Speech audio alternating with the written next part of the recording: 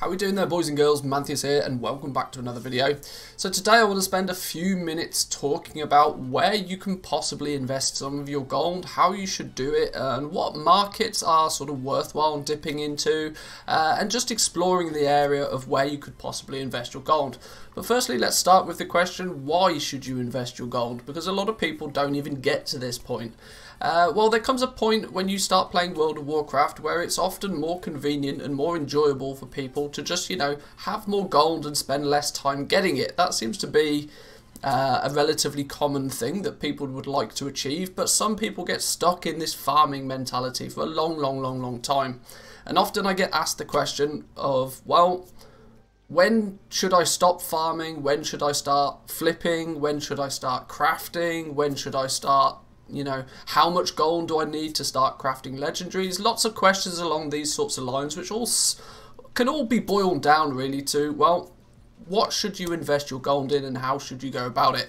So I put together some numbers, I did a little bit of research, and I'm going to provide you with hopefully a few possible markets at different price points that you can dip into, and some potentially achievable outcomes that you can get from them. So let's jump over to, yes, you guessed it, the Shadowlands cheat sheet. I've added a new page to the Shadowlands cheat sheet, quite simply titled Where to Invest Your Gold.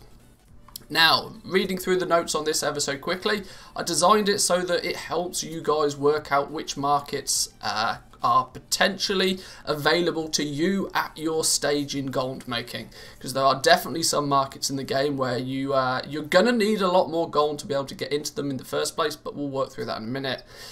The strategy I go by when it comes to this and the maths that works out, don't be scared about these big graph of numbers at the moment. This will become clear in a minute, but the design of this is that you want to be able to make a certain amount of gold, and then you want to take a chunk of gold and you want to give it to a character, whether you give it to a leather worker or you give it to a blacksmith or you just give it to an auction house character for the purpose of flipping items on the auction house. Whatever you do, you want to take that piece of gold and you want to basically consider it gone. You want to be happy that if you never see that gold again, no biggie, doesn't matter.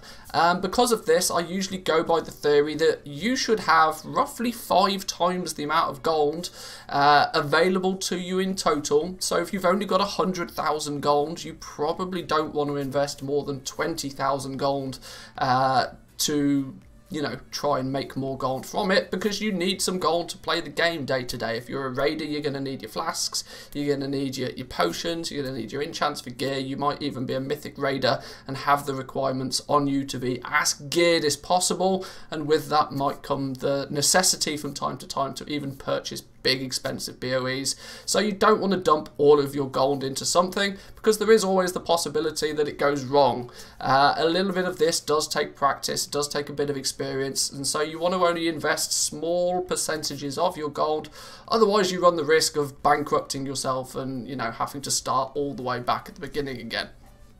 To get the initial starting capital, I always recommend the same things. Invest your time first.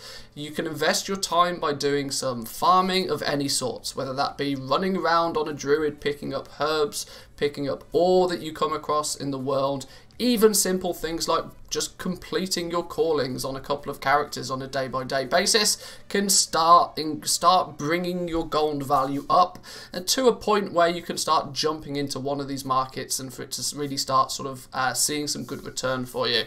Now, disclaimer, the numbers we do in this are somewhat hypothetical, and you are going to find that when implementing this in the actual real world, there are a few other things that you need to consider. You're not necessarily, there's no golden ticket to be able to put 10,000 in a box and to get 100,000 out of a box a month later. That's not how it works, but we can use some maths and a little bit of data to work out which markets might be more profitable. So let's go over what the sheet is, how it works, and how you guys can utilize it. For reference, if you want to use the Shadowlands cheat sheet or you want to use this sheet yourself, the link will be in the description down below. I host this on my Discord, so jump over there. It's really easy to find once you're in the Discord channel. But, so, I've basically decided to go by the theory of that there are three, I want to say three main features of any different market. There's a requirement for a certain amount of gold to get it up and running. You've got the potential market size, and then things like the sale rate and profit that's available to you. So let's look at a couple of examples first before we plug in some numbers. Let's just get rid of that for the moment. Get rid of those, and it will when we plug numbers in, it will start to make more sense. So a very, very easy, I've sort of listed these by the amount of starting gold you might need. Crafter's Mark gear. Crafter's Mark gear is a really good one. This is your basic leatherworking, blacksmithing, tailoring, basic jewel crafting, basic crafting of armor, rings, weapons, even in some cases a blacksmith. You can use the Crafter's Marks to either increase, if you've been running through them more, you might have access to Crafter's Mark 2, which can increase the item level, but by default, at the very least, you have the option to drop the item level down to 87. So any of the default leveling gear through Shadowlands is relatively profitable, and it can be jumped in on with very little initial starting gold. As little as only 10,000 gold you could get up and running with this, but of course there are some pros and cons to this. The sale rate you'll tend to find is relatively slow. You're not going to sell huge amounts every day, but you do have one really big advantage of that it's usually very profitable. It usually costs you very little to make the gear, but you can then go and sell it on the auction house for a reasonably high price. So let's see how this would work. So if you invested 10,000 gold into making some Crafter's Mark gear, you would start on day one with 10,000 gold. If you then were to assume the fact that Crafter's Mark gear has a sell rate of about 0.15. What is sell rate? Well, it's the rate. It's a numerical value to how many times you're going to need to list something on the auction house before you can sell it. A sale rate of 0.15 basically says 15% of all of the auctions that are listed will then eventually end up selling. Now, if you've ever looked into things like Transmog, you'll see that Transmog gear has a ridiculously low sell rate, and people are usually very much aware of the fact that if they find a really good valuable piece of Transmog, it may take days, weeks, even months before it actually sells. The sale rate is really low on these sort of items, and we have to kind of take that into consideration. But like we said, profit margin on things like crafted gear is often really high. You can almost always double your money with crafted gear without too much effort. So let's see how that works. So on day one, you invest your 10,000 gold into crafting some gear. By the time you've spent all that 10,000 gold crafting gear, you're likely to have an auction house value of items listed for in the region of about 30,000 gold. This is all based on the fact that you can pretty much double, if not triple, your money with Crafter's Mark gear, but of course the sale rates are relatively slow, and of course the market is remarkably slow. This will become a thing in a minute. So after a day, you can probably expect you list 30,000 gold worth of items on the auction house. You might be lucky if you get sort of between 4,000 to 5,000 gold worth of sales. That's going to mean that you've still got a good amount of things listed up on the auction house, and you may need to relist those over time. But it means that you put 10,000 in on day one and you got 4,500 gold out the first day. This isn't making gold, is it? At first glance, it looks like, well, why the hell would you bother? But of course, gold making is often something that you need to put a little bit of time in small chunks over a period of time before you really start seeing the success from it. But what can we do then? We can take that 4,500 gold that we made in the first day and we can reinvest it. We can spend that gold again. We can use that to craft ourselves either if you started off crafting leather vests, now maybe you can spend some gold creating leather shoulders or something. You can expand into a slightly different area of it. You can spend a little bit more gold, and what's that going to do? Well, that's going to increase the amount of listings that you have on the auction house, and as you can see, over time this listings goes on, and this is the way that it rinses and repeats. But of course, if you're investing only a small amount of gold, it's going to take a while before you really start to see any big numbers. Even after a week, for example, even after repeatedly doing this on a day-by-day basis, you may only find that by the end of the day, you've sold 16,000 gold worth of stuff. Now, to most people, to spend a week creating items, listing them on the auction house, doing your best to sell them, probably investing a reasonable amount of time into this, you can see the problem we have here. It doesn't return a huge amount of gold, but this is why it's a starting point. You need a good amount of gold to start. The issue with Crafter's Mark gear you'll find is that you very, very quickly sort of stumble across what I call the ceiling, the limit in which a limit of how much you can post and how much you can sell, and no amount of additional gold is going to get you any further in it.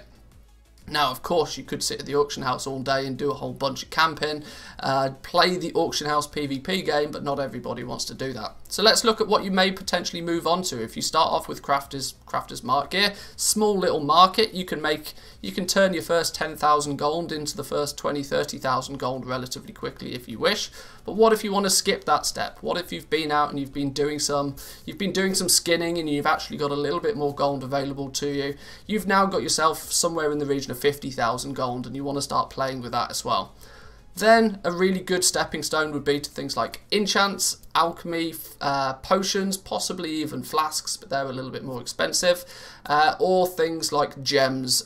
These are going to be things that are going to sell in large quantities at reset day and any popular big raiding day on your realm. You're going to need a little bit more gold to get up and running with it though, but what you'll see is the sale rate and the potential gold you can make with this becomes a lot better. So if we invest 50,000 gold into enchants or flasks or potions or something, these things sell really quickly. These things have a much higher sell rate, and this is really key to gold making. Profit doesn't really matter as much as long as you can sell things fast, and that's where enchants, alchemy, this sort of stuff is really good. So you got a much higher sell rate on the alchemy stuff, but of course your average profit is relatively slim.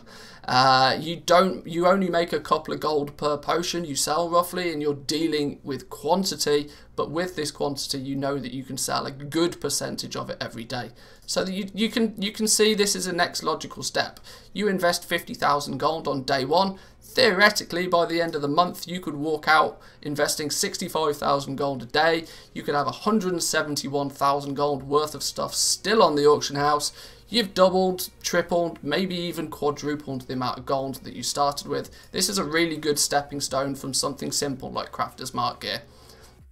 Then we have things like crafted transmog. This is another option, another thing that some people look to do, and I'm somewhat guilty of this. I recommend crafted transmog to a lot of people, but when you run the numbers on it, it requires a little bit more min-maxing than a lot of stuff does. You need a lot more gold to get up and running with this. Crafting a whole bunch of different items is going to get very expensive very quickly. So you're going to need somewhere in the region of at least 100,000 gold to get yourself up and running. But as we know, transmog gear sells really slowly. You're going to need to list this. This is more of a long-term investment. But of course, we've got the advantage of that the profit on this stuff is bonkers crazy usually. You can often, at the very least, make 50% profit on everything that you're selling. But as we can see, your inventory value is going to go up slowly over time, but the return is very small. This takes a long time to really become super profitable. And the big thing that you want to do with the crafted transmog gear is focus on selling it faster. Do not accept these really low sale rates. If you see those items 0.01 sell rate, 0.02 sell rate, you probably want to steer clear of those initially. You want to get somewhere close to 0.1 sale rate at the very least. If you can get a 0.1 sell rate for your transmog, basically meaning 10% of the stuff you list will come back to you, this is a really good solid way to invest that. You know, if you got a spare 100k, not everybody does, but if you do, it's a good thing to give you a nice drip feed of gold from time to time. And then, boys and girls, we get to sort of the cream at the top, the pinnacle of the pyramid, the area where so much gold can be made it's not even funny. And as you've seen me being able to achieve, if you've watched the live streams or if you've watched any gold making connoisseur out there, you've got Lazy Gold Maker, you've got Hickons, you've got myself. There's a bunch of people out there. I probably shouldn't name names, but you need a lot of gold to get up and running profitably with the base legendary items. They have a reasonably good sale rate, and on average they make you a lot of gold. And you'll see when you plug the numbers in for something like this, if you invest 2.5 million gold into crafting a whole bunch of base legendary items, and you focus on selling them reasonably well, you don't need huge margins to be able to turn some ridiculous profits. And this is exactly why I focus on legendaries right now. I'm in the position where I can spend a lot of gold on these things, and gold makes gold. And this returns back to what we started at the beginning of the video. The more gold you can throw at something, if you can throw it in the right area, it can come back tenfold given the right opportunities. So, quick rundown of the numbers this for base legendaries, for example. If you invest 2.5 million gold, which I know there's not many of you out there that can do this, but if you throw 2.5 million gold at crafting some legendaries, look at what your auction house value is going to be very, very soon. Now, of course, you don't actually have to have all of this on the auction house. It can still be in your bags. Please, for the love of God, don't post 15 legendaries in one go, all of the same rank, because they won't all sell. You've got to bear in mind the sale rate. But if I spend a whole bunch of gold crafting legendaries in the morning, I know by the end of the day I've probably sold 20 to 30% of those legendaries. And I know for a minimum, because I've set TSM up to be so, that I'm making at least 20% profit on my legendaries. If I can't sell them for that price, I won't sell them, and it maintains a nice flow. So you can see inputting 2.5 million gold, it's going to be a couple of weeks before you end up with the same amount of gold back in your bags. There's going to be a point in time where your TSM graph is going to be doing this, but eventually you start to see the payoff. If you go, say, 3 weeks, for example, with the legendaries, you'll have a couple of million gold in your bags. You'll have basically made your gold back, but with one big advantage. You'll then have 5 to 10 million gold worth of items still to sell. This is where gold makers tend to make most of their gold. It's in this repeat process of reinvesting, and it's usually when gold makers stop reinvesting, it's to when their TSM graph goes dramatically upwards very quickly. If you imagine after 21 days, after 3 weeks, you've got your initial investment back, but you've also got close to gold cap in terms of profit. I'm sure you're a happy man at that point, and I'm sure this advice and guidance is not really necessary for you if you've already done this anyway. But there we go, boys and girls. That shows you sort of a somewhat of a logical progression path through some of the markets that are available in Shadowlands based on how much gold you have to start with. Biggest key thing I can get across for this though is focus on selling your stuff fast. Don't worry so much about the profit margins on it. It would be, yes, it would be nicer to make 30% profit on something than it would be to make 20% profit on it. But if you can sell 10 times as many by selling it slightly cheaper, then long term, if you keep at it, it's going to really pay off for you. So once again, for those who missed it at the beginning, this spreadsheet is available. I'll leave a link down to the Discord. The sheet's pinned in the Discord so you can get access to it really easily. I hope that's going to be helpful to you.